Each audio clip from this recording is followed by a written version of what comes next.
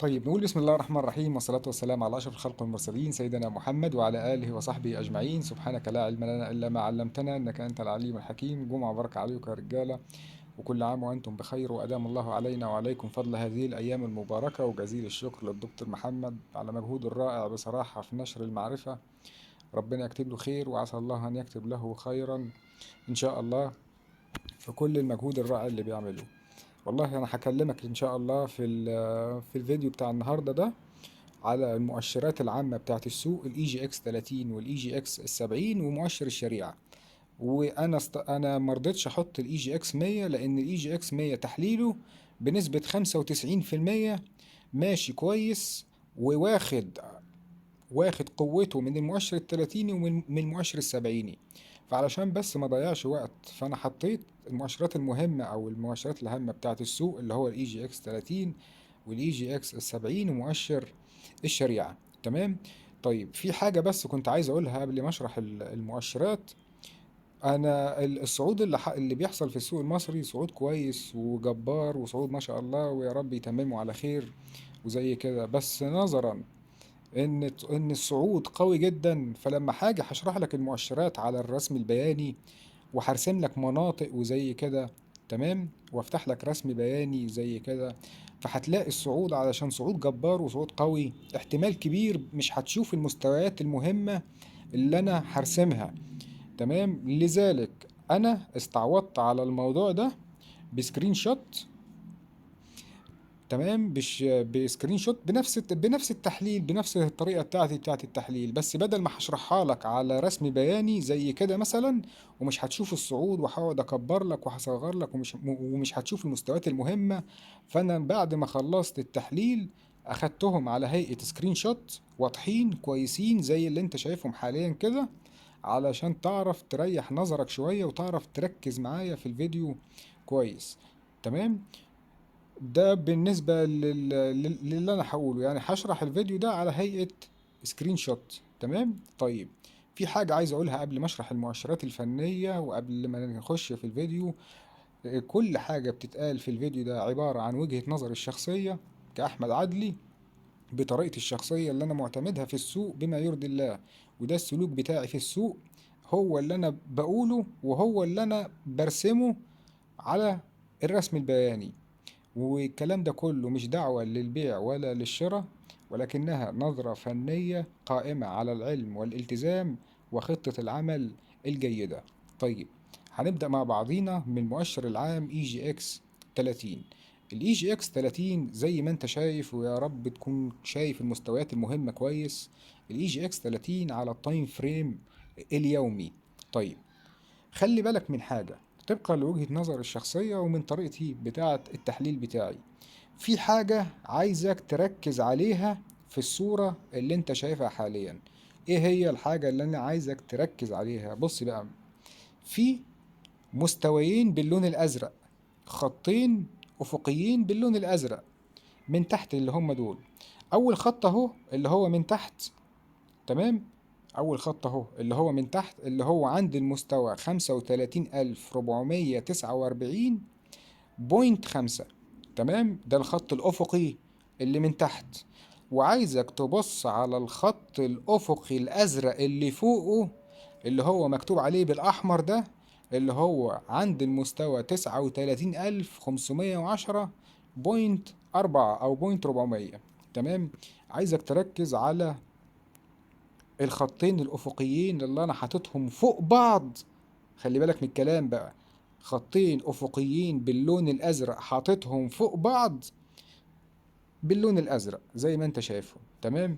طيب إيه حكاية المستويين دول؟ اللي هو المستوى اللي تحت عند المستوى 35,449.5، والمستوى اللي فوقه باللون الأزرق اللي هو عند المستوى 39,510.4.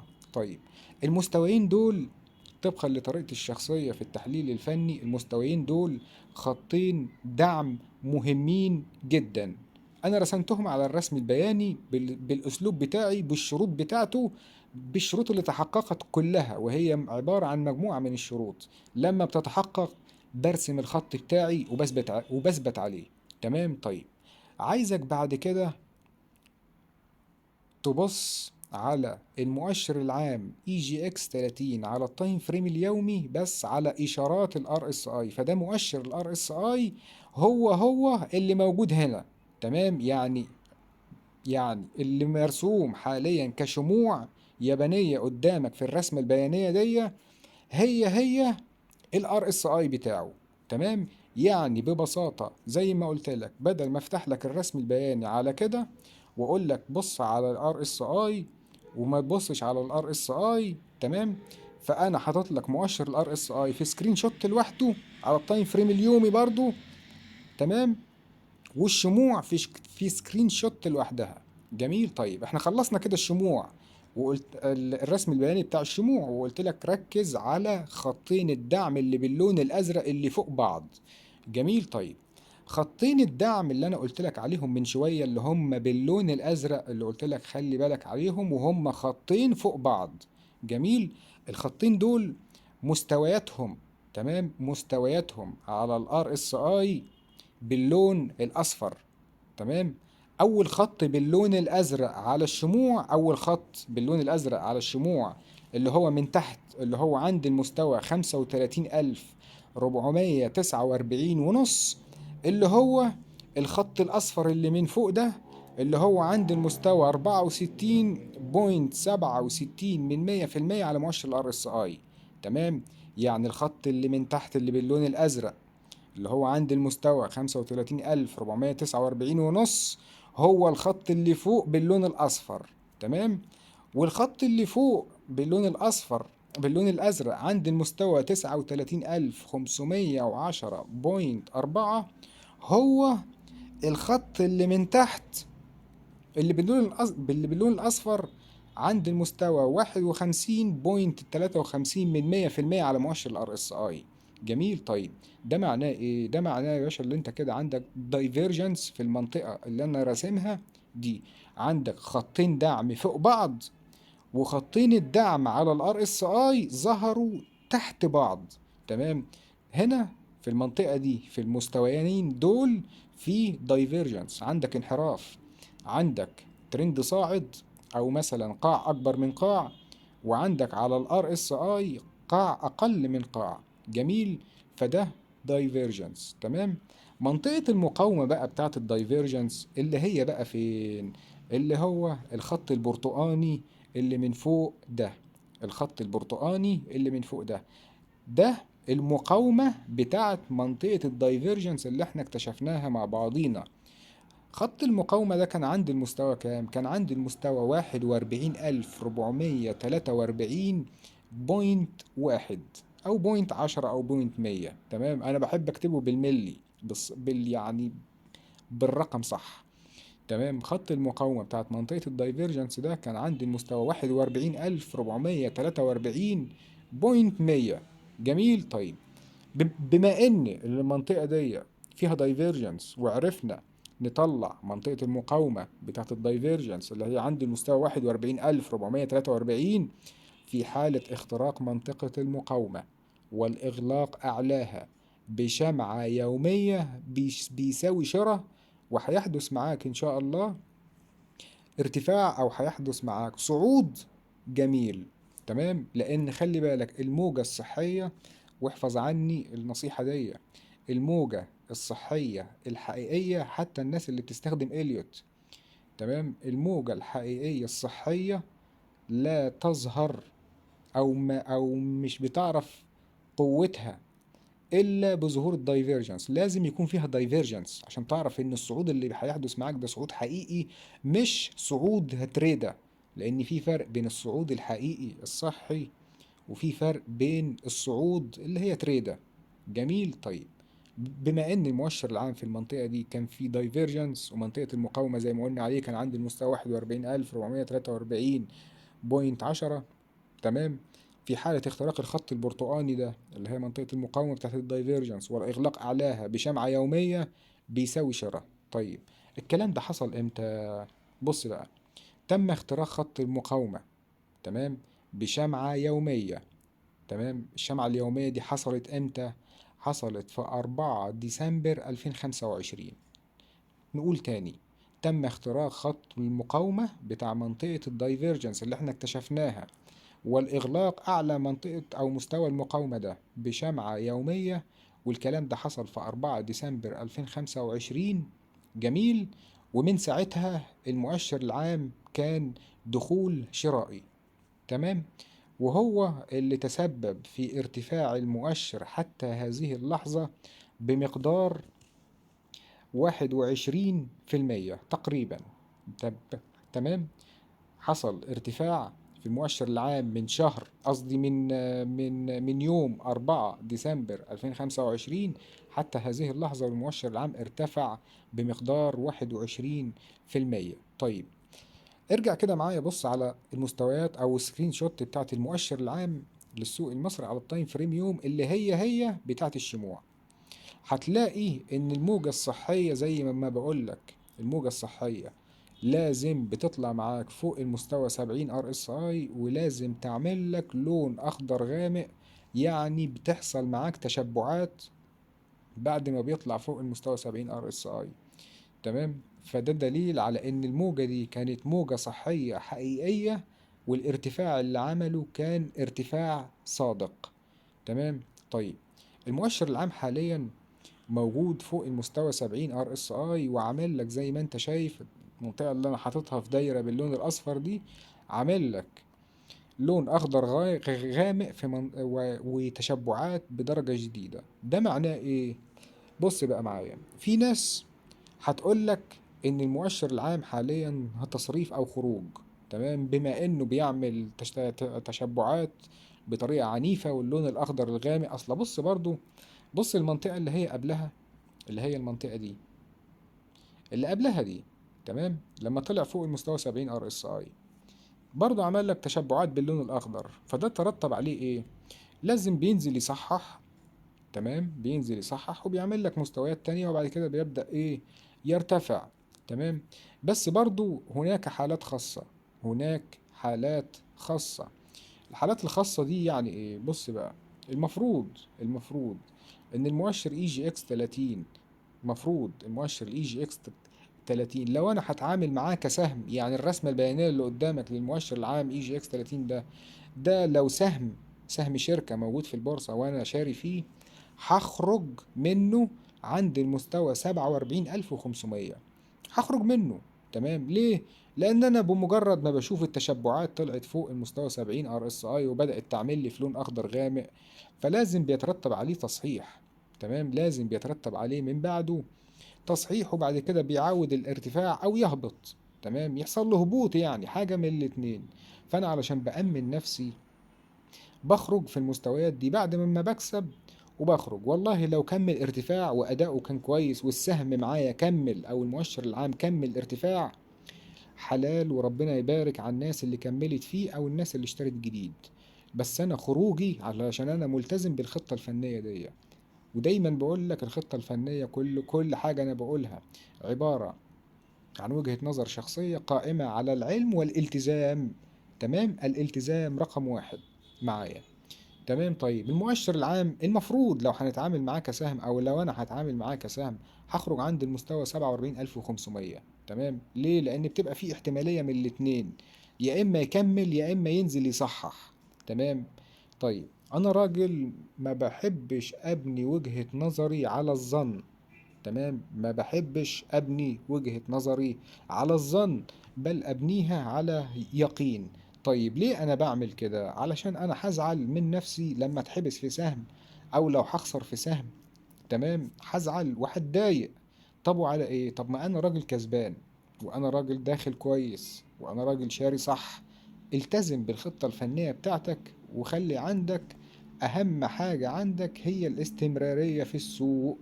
الاستمرارية هي اللي هتدي لك نجاح، وهي اللي هتدي لك مكاسب، وهي اللي هتدي لك فلوس، وهي اي حاجة هتحلم بيها لما تلتزم وتستمر هتاخدها. تمام. طيب، الاي جي اكس 30 كمل ارتفاع، يعني انا لو خرجت منه من عند المستوى 47500، هو ارتفع عند المستوى، حصل حتى هذه اللحظة عند المستوى 50000 تقريبا ونص. 50000، 50000 بوينت 490. قصدي معلش 50,490، 50,490 ارتفع. طيب، في ناس كتيرة بتكلمني بتقول لي يا أحمد، احنا يا باشا كملنا مع المؤشر العام وانت خرجت، وانت انا على فكرة ما خرجتش، انا موجود جوه السوق بكل فلوسي، بس انا بحاول اشرح لك وجهة نظر الرأي والرأي الآخر. لما تواجه ناس او لما تتكلم مع ناس بتتكلم في وجهة نظر، او بتتناظر معاهم او بتتكلم معاهم في وجهة نظرك، تعرف انت بتتكلم في ايه، والمبدأ اللي انت بتستند عليه ايه، والارض اللي انت واقف عليها الارض بتاعتك لازم تكون صلبة عشان تعرف تاخد وتدي معاهم في الكلام. طيب، المؤشر العام انا لو موجود عليه هخرج عند المستوى 47,000، والمؤشر العام كمل لحد المستوى 50,000. حد هيكلمني هيقول لي يا احمد، انت راجل بعت وخفت وطلعت بره السوق، والسوق يا باشا كمل طلع ل50,000 واحتمال هيطلع ل52,000. تمام، طيب، على عيني وعلى راسي. انا محترم وجهة النظر دي وشاطر وكويس، واللي انت شاطر كملت مع السوق وتمام التمام. بس خلي بالك من حاجة، انت حاليا في ريسك، ده رقم واحد. ثانيا، ما تغفلش حاجة، خلي بالك انت بتحلل مؤشر عام، تمام، او مؤشر من مؤشرات السوق، يعني مؤشر حامل مجموعة اسهم. طيب، في اسهم هي اللي ساعدت او هي اللي ادت القوة او العزم ان المؤشر العام يطلع، وكلنا طبعا عارفين الاسهم دي كم سهم هم اللي طلعوا المؤشر العام. وفي اسهم تانية ما زالت حتى الان صعدت بمستويات صغيرة او لسه ماشية عرضي او حتى سلبية، وفي ناس خسرانة فيها وجوه التلاتيني. جميل. طيب، الارتفاع اللي بيحدث في السقف في الاي جي اكس 30 حتى هذه اللحظة في وجهة نظر احمد عدلي مستمد قوته من مجموعة الاسهم القوية اللي موجودة جوه المؤشر اي جي اكس 30، اللي زي البنك التجاري الدولي طبعا على رأسهم، وسهم فوري اللي هو اسهم قطاع البنوك والمدفوعات الالكترونية دي على رأسها. تمام، معلش ثانية كده. تمام. فالمؤشر العام حتى هذه اللحظة من وجهة نظري كويس وجميل وحاجة مشرفة وحاجة 10 على 10، والعالم كله بيتكلم على إنجازاتنا، والحمد لله عملنا حاجة يعني كويسة في بلدنا في حاجة زي كده، وأنا مبسوط شخصيا بالأداء بتاع الاي جي اكس 30. بس الاي جي اكس 30 في وجهة نظر أحمد عادل حاليا لازم تركز معاه بقى في الفترات اللي جاية، من هنا لحد بداية الشهر الجديد أو بداية شهر رمضان. وتخلي بالك من المنتجات الجديدة اللي هتنزل في السوق، اللي هي المشتقات واللي هي الشورت سيلينج والاوبشنز اللي هي مجموعة المنتجات الجديدة اللي البورصة هتنزلها في بداية الشهر. زائد برضو موضوع زيادة ساعات التداول. فخلي بالك لازم تركز مع المؤشر التلاتيني في الفترة دي، في الفترة اللي جاية دي، عينك في وسط راسك. خلي بالك من الموضوع ده، عشان لو حصل لا قدر الله، لا قدر الله حاجة والمؤشر التلاتين نزل يصحح، تكون عارف راسك من رجلك، وتكون عارف هت... هتدير معركتك ازاي في الفترة اللي جاية دي. ده لو انت جوه المؤشر التلاتين ومعاك سهم كسبان فيه ولسه مكمل فيه زي كده. فخلي بالك، السوق كويس والسوق حاجة كويسة، بس لازم تركز معاه في الفترة اللي جاية، لأن أي صعود بيطلع فوق المستوى 70 ار اس اي حتى وإن كان صحي، تمام، وبدأ يعمل لك تشبعات بدرجة عنيفة زي كده، بتبقى عبارة عن حاجتين ملهمش تالت، يا إما هينزل يصحح، يا إما بداية دورة سعرية جديدة. خلي بالك من الحاجتين دول واحفظهم. ساعات في أسهم لما بتطلع فوق المستوى 70 ار اس اي وبيعمل لك تشبعات عالية جدا بالطريقة دي، تمام، باللون الاخضر الغامق ده، انت بتشوفها بالعين المجردة. فعشان كده عينك في المعركة لازم تكون عين صقر. اول ما بتلاقي تشبعات او سهم طالع معاك لفوق المستوى 70 ار اس اي، بيبقى قدامه حلين ملهمش تالت، يا اما بينزل يصحح او يهبط، يصحح او يهبط، او بتكون بداية دورة سعرية جديدة. وخلي بالك من الكلمة اللي أنا قلتها لك من شوية، قلت لك إن أحمد عدلي لا يبني وجهة نظره على ظن، اللي هو ممكن يطلع وممكن ما يطلعش، هنشوف، هنحط ستوب لوس، هنشوف، معرفش إيه. ما ببنيش وجهة نظري على الكلام ده علشان أعرف أنام كويس وأعرف أبقى هادي، وأي حد يسألني على حاجة بما يرضي الله أعرف هرد عليه رد مناسب علشان أعرف أأمنه. فالمؤشر التلاتيني في وجهة نظري الشخصية حاجة كويسة ومشرفة وتمام، فركز معاه الفترة اللي جاية. طلع من امتى؟ طلع من 4 ديسمبر 2025. بناء على ايه؟ بناء على انه كان عنده خطين دعم مهمين. خط الدعم اللي من تحت عند المستوى 35449 ونص، وخط الدعم اللي فوقه كان عند المستوى 39510.4، وده كان قاع أكبر من قاع. جميل. كان على الار اس اي قاع أقل من قاع، فده دايفيرجنس. تم اختراق مقاومة الدايفيرجنس اللي كانت عند الخط البرتقاني، اللي أنا كاتب لك عليه في حالة اختراق هذا الخط والإغلاق أعلاه يساوي شراء يومي، يعني بشمعة يومية. أي شمعة تغلق فوق بشمعة يومية ادخل يا باشا شراء. جميل. خط المقاومة ده كان عند المستوى 41443.10 أو بوينت 100، والمؤشر العام ارتفع حتى هذه اللحظة بمثابة 21%. دي قصة المؤشر التلاتيني بما يرضي الله بطريقتي الشخصية، طبقا لوجهة نظر الشخصية. وبكرر تاني، الكلام اللي أنا بقوله ده ليست دعوة للبيع ولا للشراء، ولكنها نظرة فنية قائمة على العلم والالتزام وخطة العمل الجيدة. تمام. خلصنا المؤشر التلاتيني، ندخل على المؤشر التلاتيني برضو، بس في تركة كنت عايز أقولها لك. إيه هي التركة دي؟ بص بقى معايا. فاكر المستويين اللي باللون الأزرق اللي قلت لك، اللي هم هنا دول، اللي قلت لك المستويين دول فوق بعض وعلى الار اس اي تحت بعض؟ تمام. طيب، قديما في المؤشر التلاتيني، يعني في سنة أو في نهايات 2023. جميل. طيب، المؤشر التلاتيني أعطى دخول. المؤشر التلاتيني أعطى دخول. الكلام ده حصل إمتى؟ الكلام ده حصل في نهايات 2023. كان في مستويين دعم عندي. تمام. أول مستوى دعم اللي هو الخط اللي باللون الأزرق اللي من تحت ده، اللي هو عند المستوى 22201.5. تمام، اللي هو الخط الأزرق اللي من تحت ده. كان عندي بقى مستوى خط دعم تاني أو آخر فوق منه عند المستوى 27032.801 أو بوينت 80. جميل. طيب، لو أخدت بالك اللي خطين الدعم دول فوق بعض، حلو الكلام، امشي معايا بالراحة. خطين الدعم اللي باللون الأزرق دول فوق بعض. جميل. طيب، هي نفس الرسمة اللي هي دي على الشموع، هي على مؤشر الار اس اي، هي. بس بدل ما انا بفتح لك، ارجع تاني واقول لك، بدل ما انا افتح لك الرسم البياني واقول لك اشرح لك السهم على الرسم البياني واقعد اكبر واصغر واقول لك بص هنا ومش عارف ايه عشان ما اوجعش نظرك، فانا هعملها لك على هيئة سكرين شوت. تمام. طيب، الخطين الازرق دول اللي هم مستويين الدعم كانوا فوق بعض، يعني كان عندك قاع اكبر من قاع.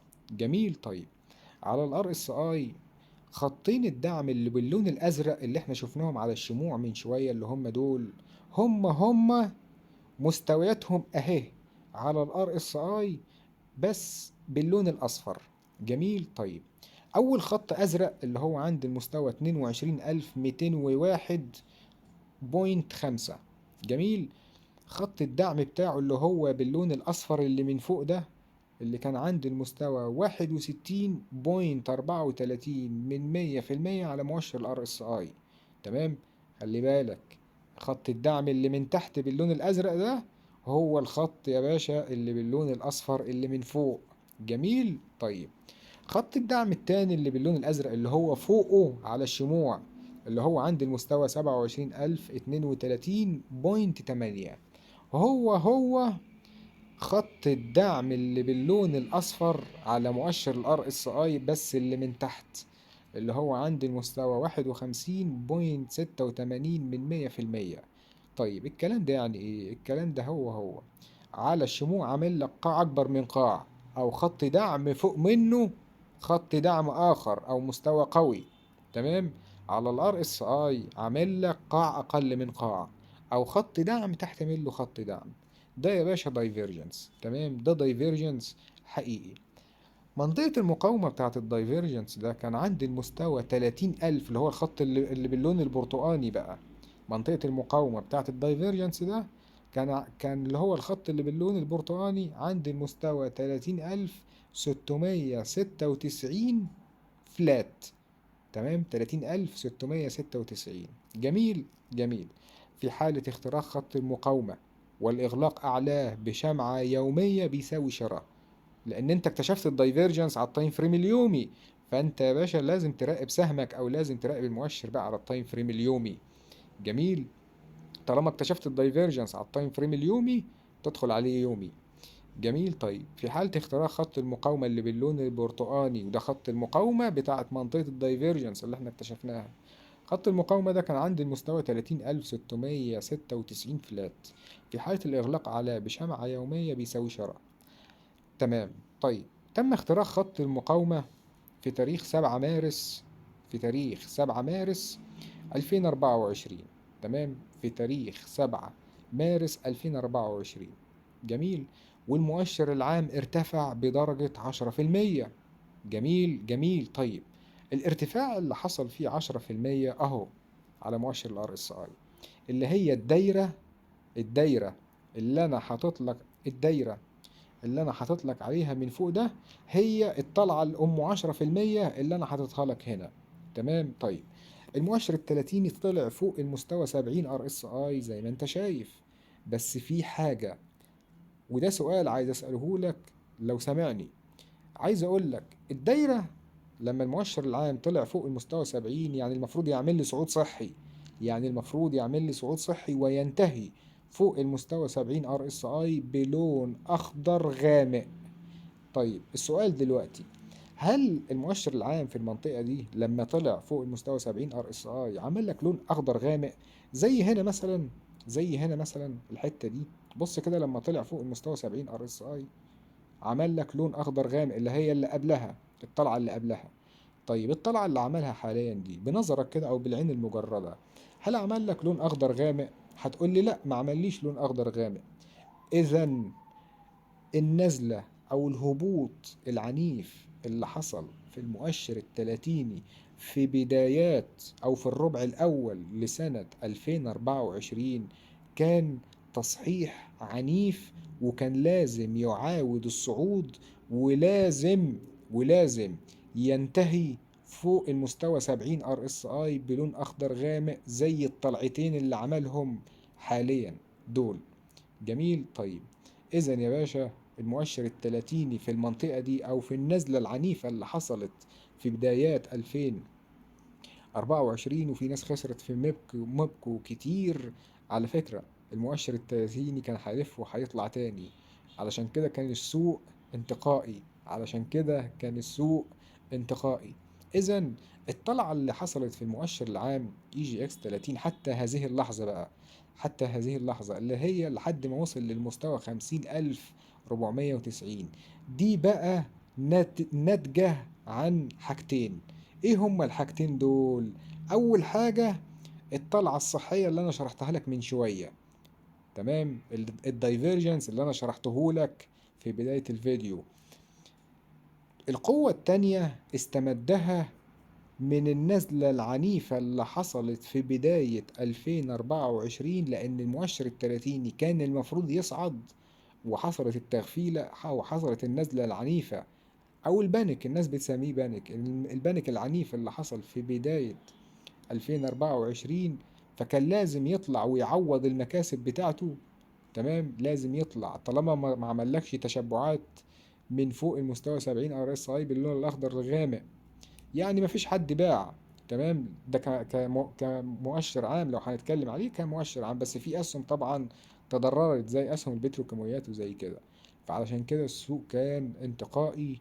فالطلعة العنيفة اللي بيعملها الاي جي اكس 30 حتى هذه اللحظة لحد ما وصل لمستويات 50,490 ناتجة على الحاجتين دول. أول حاجة الدايفيرجنس أو الدخلة اللي حصلت في 4 ديسمبر 2025.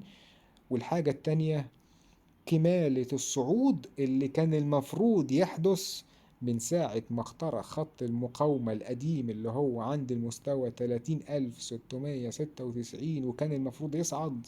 بعد كده صحح تصحيحة عنيفة ودلوقتي بيعوضها، ودي بتاعت الفترة القديمة اللي حصلت في الدخول بتاعه اللي كان في 7 مارس 2024. عشان كده انا بقول لك احذر في الفترة الحالية دي. عينك في وسط راسك، والسوق جيد وتمام، بس عينك في وسط راسك ولازم تركز معاه.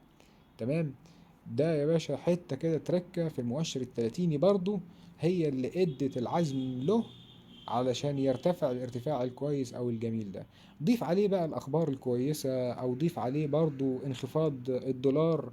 لان انخفاض الدولار لما بيحصل، او لما الفيدرالي الامريكي بيخفض الفايدة، فالناس اللي بتتحوط في الدولار بتشتري تريجري، او اللي هي بتشتري السندات، او البوند، اذون الخزانة او زي كده. ساعة ما الفيدرالي الأمريكي بيخفض الفايدة، الناس دي بتتوجه لدول العالم الثالث بأموالها، لأن الدول دي اللي من ضمنها مصر بتدي فايدة أعلى. فالناس دي بتجيلك، اللي هي بقى الأموال الساخنة، فالناس دي بتجيلك بتستثمر عندك في أدوات الدين وفي البورصة، بتحط فلوسها بقى في الحاجات اللي زي كده. ده برضو عندك أخبار جيدة. احنا كبلد في مصر هنا أخبارنا كويسة كاقتصاد، ويعني بنشد حيلنا وربنا يتممها على خير وإن شاء الله. تمام. ده يا باشا إيش قصة المؤشر التلاتيني قديما، والفترة الحالية اللي احنا فيها. جميل. طيب تعالى كده نخش على المؤشر السبعيني ونشوف وضعه ايه. طيب المؤشر السبعيني نفس الكلام. كان عندي خطين دعم باللون الأزرق، أنا حاططهم لك من تحت كده. بس معلش عايز، والكلام ده حصل على التايم فريم الأسبوعي، خلي بالك. فالإي جي إكس السبعين الدخلة بتاعته كانت على التايم فريم الأسبوعي وليس اليومي. هو فرض نفسه عليا كده. وخلي بالك السهم هو اللي بيفرض عليك دخولك. في أسهم بتدي لك دخول على اليومي، في أسهم بتدي لك دخول على الأسبوعي، في أسهم بتدي لك دخول على ال6 شهور، زي مدينة نصر للإسكان والأداء الجامد بتاعه ده تحليله على 6 شهور. فالسهم هو اللي بيفرض عليك تحلله على أنهي تايم فريم وتدخله على أنهي تايم فريم، مش بمزاجك. فخلي بالك من الحتة دي، لأن في ناس كتيرة بتقع فيها. تمام. طيب المؤشر السبعيني كان له دخلة بس على التايم فريم الأسبوعي. طيب بناء على إيه؟ بناء على إنك عندك خطين دعم باللون الأزرق، ويا رب تكون شايفهم. تمام. خطين الدعم دول تحت بعض. اول خط من فوق باللون الازرق، وجاي منه تحت منه خط تاني باللون الازرق كان تحت منه. تمام. طيب خطين الدعم دول كان عنده المستوى كام؟ اول خط دعم من فوق، اول خط دعم من فوق كان عند المستوى 10084 ونص. تمام. 10084 ونص. طيب خط الدعم التاني اللي جاي من تحته، خلي بالك بقى من الكلام. خط الدعم التاني اللي جاي من تحته كان عندي المستوى 10059.600. تمام. والخطين تحت بعض، يعني المؤشر السبعيني عامل قاع أقل من قاع، عامل قاع أقل من قاع. طيب ده على التايم فريم الأسبوعي. طيب بص لي كده على الار اس اي. الخطين الزرق اللي أنا قلت لك عليهم أهم، الخطين الزرق اللي أنا قلت لك عليهم كشموع أهم باللون الأصفر. تمام. باللون الأصفر البي كان عامل قاع أكبر من قاع على مؤشر الار اس اي. يعني أنت عامل لي على الار اس اي قاع أكبر من قاع، وعلى الشموع عامل لي قاع أقل من قاع. يبقى ده يا ريس إيه؟ دايفيرجنس. يبقى لو حصل صعود إن شاء الله، الصعود ده بيبقى صعود صحي، وبينتهي فوق المستوى 70 ار اس اي بلون أخضر غامق. تمام. طيب منطقة المقاومة بتاعت الدايفيرجنس ده كان عند الخط البرتقاني اللي من فوق ده، كان عند المستوى 10384.600. حلو. وده الخط اللي باللون البرتقاني الأفقي ده. في حالة اختراق المقاومة والإغلاق أعلاها بشمعة أسبوعية، بشمعة أسبوعية بيساوي شراء. طيب حصل الكلام ده إمتى؟ تم اختراق خط المقاومة بتاعت منطقة الدايفيرجنس في تاريخ 4 أغسطس، وده كان يوم خميس في نهاية الأسبوع، عشان كده أنا كتبت لك اليوم. كان يوم الخميس 4 أغسطس 2025. ومعلش أنا من السرعة كتبت 2028 ده غلط. تمام. فكان 4 أغسطس 2025، وده كان يوم خميس في نهاية جلسة الأسبوع. المؤشر السبعيني أعطى دخول شرائي، وهو اللي خلاه يرتفع حتى هذه اللحظة بمقدار 24%. وأنا حاطط لك المقياس بتاع الارتفاع. تمام، ارتفع من نهاية الشمعة دي أو من الإغلاق بتاعت الشمعة اللي اخترقت خط المقاومة 10384. معلش يا جماعة الجيران بتعمل في حاجات، فلو الصوت وحش فمعلش اعذروني. فعمل لك المقياس والمؤشر السبعيني عمل الارتفاع بتاعه اللي هو كان بمثابة 24%.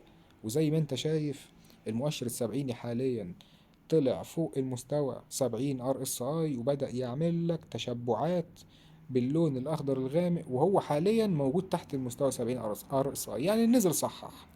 جميل. فالتصحيحة دي لما نزل تحت المستوى 70 ار اس اي، فالتصحيحة دي اما تكون بداية دورة سعرية جديدة، تمام، او هتلاقيه يمشي عرضي شوية وممكن يهبط، ما تعرفش بقى حصل ايه. تمام. فالحاجة دي بتبقى في علم الغيب. وارجع تاني واقول لك، احمد عدلي لا يبني خطته الفنية على ظن، بل يبنيها على يقين. يعني ايه؟ يعني الصعود الحقيقي اللي كان حصل في المؤشر السبعيني ابتدى من 4 اغسطس 2025. تمام. حد يجي يقول لي دلوقتي المؤشر السبعيني حلو وتمام، اقول له يا باشا اه تمام، لان في اسهم جوه المؤشر السبعيني او براه، تمام، اللي هي مؤشرات، اللي هو مؤشر الافراد، قصدي اسهم الافراد. في اسهم جيدة جدا جوه المؤشر السبعيني، في احتمالية اللي هي تدعم صعوده مرة اخرى. اسهم كتيرة موجودة في السوق، لذلك انا موجود بكل سيولتي جوه السوق، موجود بكل سيولتي جوه السوق، ومش خايف من السوق. ليه؟ لأن السوق أي نعم واصل لمناطق عنيفة، وأي حد ممكن يبص للحاجات دي ويقول لك ده في مناطق تشبعات ويا نهار أسود وزي كده. فالسوق حاليا انتقائي. السوق حاليا انتقائي. يعني إيه انتقائي؟ يعني سهمك مؤشرك تركز عليه بدرجة كبيرة أكتر من المؤشر، أكتر من المؤشر بتاع اللي هو موجود فيه سهمك. لأن خلي بالك، هناك أسهم تسير عكس الاتجاه، حتى ولو السوق حصل فيه بانيك، هتلاقي فيه أسهم ماشية عكس الاتجاه، وربنا ممكن يكرمك إن شاء الله، يكرمك فيها. فعلشان كده التركيز كله في الفترة اللي جاية سهمك مؤشرك. وعشان كده بنصحك، بقول لك عينك في وسط راسك. تمام. ده قصة المؤشر السبعيني، والطلعة بتاعته حصلت من امتى وفين وفي يوم ايه وعمل ارتفاع كام في المية. تمام. طيب تعالى بقى بص معايا على مؤشر الشريعة. المؤشر ده مظلوم، في ناس كتيرة مش بتحلله او زي كده، فقلت ايه معلش اديله برضو ايه نظرة فنية، مع ان معظم الاسهم اللي فيه هتلاقيه برضو جوه التلاتيني وجوه السبعيني، بس اهو خلينا ندي نظرة فنية عليه. طيب مؤشر الشريعة اللي هو اي جي اكس 33 شريعة، جميل، كان عنده مستويين باللون الازرق، انا حاططهم لك من تحت كده اهو. تمام. الخطين الزرق اللي باللون الازرق اللي من تحت دول خطين دعم قويين، انا حطيتهم. تمام. اول مستوى من تحت، اول مستوى الخط الافقي الازرق اللي من تحت، كان عندي المستوى 3000، كان عندي المستوى 3398.400، اللي هو الخط الازرق الافقي اللي من تحت ده.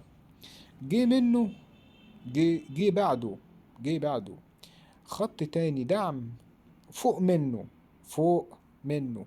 كان عندي المستوى كام؟ كان عندي المستوى 3444.360. جميل. طيب خطين الدعم دول كانوا فوق بعض، يعني قاع أكبر من قاع، أو خط دعم فوق منه خط دعم.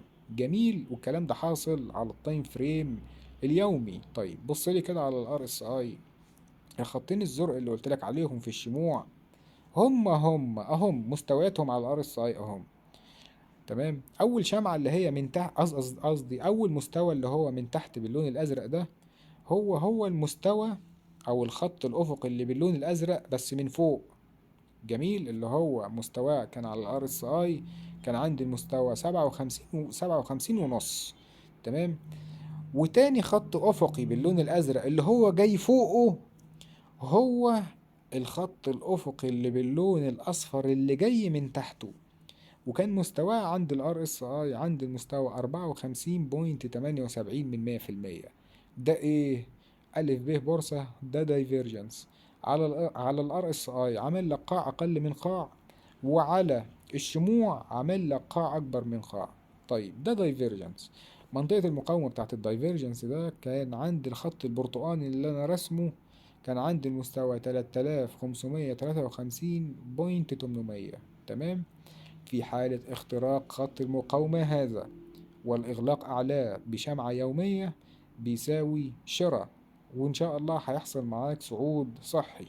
طيب تم اختراق خط المقاومة بشمعة يومية والإغلاق أعلاها، والكلام ده حصل في 4 أغسطس 2025. حصل في نهاية يوم 4 أغسطس 2025، وده اللي ترتب عليه صعود المؤشر الشريعة ال EGX 33 بمثابة 47%. بمثابة 47%. ولو تلاحظ الصورة بتاعت المؤشر الشريعة على التايم فريم اليومي اللي هي بتاعت الشموع دي، بس دي واخدها سكرين شوت كشموع، وده واخده سكرين شوت كمؤشر ار اس اي او كاشارات الار اس اي بتاعته. هتلاقي ان المؤشر الشريعة طلع فوق المستوى 70 ار اس اي وعمل لك لون اخضر غامق، وعمل لك لون اخضر غامق، وبعد كده نزل بعده صحح. تمام. وطلع تاني فوق المستوى 70 ار اس اي، ودي كانت بداية دورة سعرية جديدة. مستمد قوتها من فين؟ مستمد قوتها من مجموعة الأسهم اللي موجودة جوه مؤشر الشريعة. دور على الأسهم اللي جوه مؤشر الشريعة، هتلاقي في أسهم عملت أداء كويس، هو اللي ساعد مؤشر الشريعة على إنه يعمل دورة سعرية جديدة من ساعة ما ارتفع بقى فوق المستوى 70 ار اس اي. جميل. طيب أنا كده خلصت شرح المؤشرات الفنية النهاردة، يا رب أكون أفدت. وخلي بالك الفترة اللي جاية دي ركز مع السوق كويس، وركز على أسهمك كويس، سيبك من المؤشرات وسيبك من السيولة وسيبك من السوق نفذ كام ومعرفش ايه والكلام ده كله. ركز على سهمك. لو شاري سهم صح حلله صح. لو خطتك الفنية فيها ديفوهات أو فيها ثغرات، طور خطتك الفنية علشان تعرف تأمن نفسك. وخلي بالك في عنصر خبرة غير كلام العلوم وكلام المدارس الفنية، وده اللي أنا هقوله في الفيديو اللي جاي. الفيديو اللي جاي هشرح لك فيه 3 أسهم حديث السوق والناس بتشد في شعرها من الأسهم دي. ال3 أسهم اللي هم إيه؟ سهم فالمور اللي هو القابضة المصرية الكويتية، والسهم التاني سهم جدوى، والسهم التالت سهم الدلتا للسكر. ال3 أسهم دول الناس متجننة فيهم وأسهم محترمة. تمام. يعني لو حسب لو حسبنا فالمور وسهم الدلتا للسكر من الأسهم المحترمة طبعا جدا جدا كمان، وتوزع كوبونات وبالدولار ومش عارف ايه، يعني دلع. طيب ليه الأسهم دي قاعدة بطة بلدي ومش راضية تنهض ولا راضية تصعد، وفي أسهم تانية عليها أخبار تسد النفس بتطلع وبتعمل صواريخ للمريخ؟ ايه الفرق؟ ليه حصل ده وليه حصل ده عكسه حصل هنا؟ ده اللي انا هقول لك عليه في الفيديو اللي جاي. يا رب اكون افدت. الكلام اللي انا قلته بخصوص المؤشرات بتاعت السوق كمؤشر اي جي اكس 30 ومؤشر اي جي اكس 70 ومؤشر الشريعة اي جي اكس 33، ربنا يوفقكم وربنا يفتح عليكم ان شاء الله. وهذا ما عندي. وفي آخر الفيديو لو عجبك الفيديو لا تنسانا في صالح الدعاء، فدعوة بظهر الغيب أحب عندي من كل كنوز الأرض وما عليها. وكان معاكم أخوكم أحمد عدلي، وجمعة بركة عليكم، وكل عام وأنتم بخير، وأدام الله علينا وعليكم فضل هذه الأيام المباركة. والسلام عليكم ورحمة الله وبركاته.